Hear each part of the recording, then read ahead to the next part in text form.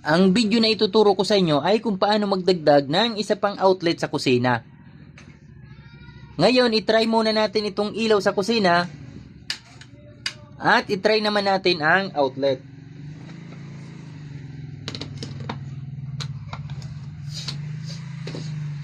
Kapag magdadagdag kayo ng isa pang outlet sa kusina ay siguraduhin lamang na naka-off ang circuit breaker para safety kayo.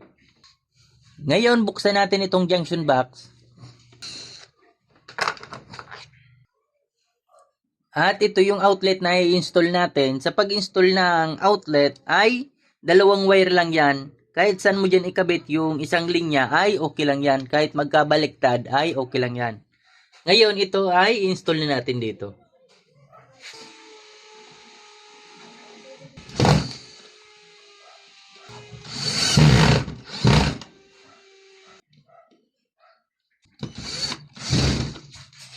Ay kabit na natin yung outlet. Ito na yung wire niya. Sa pag-install ng outlet ay hahanapin mo lang dyan yung dating koneksyon ng outlet. Ngayon hanapin natin.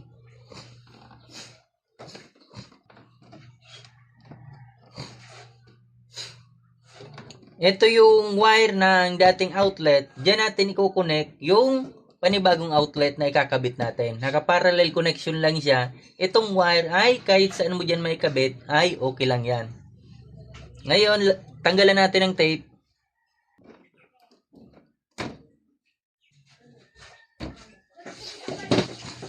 Natanggalan na natin ng tape. Itong wire ay kahit saan mo dyan i-connect ay okay lang yan. Kahit itong puti ay may connect mo dito sa itim at itong itim ay dito mo may connect sa puti ay okay lang yan. Pero ang gagawin na natin ay color coding. Itong isang line ng outlet ay dito natin kukonect sa puti.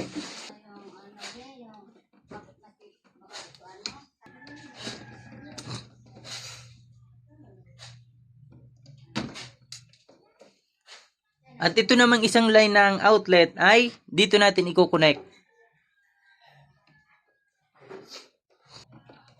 Lagyan na natin ng tape.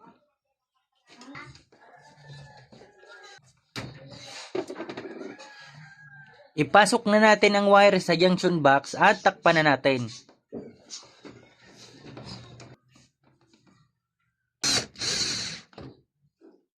Ngayon, itry na natin, i-on natin ang circuit breaker.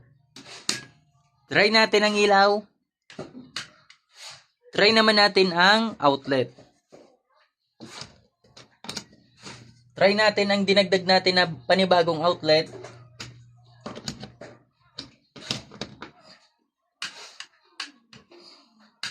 Ganyan lang magdagdag ng outlet.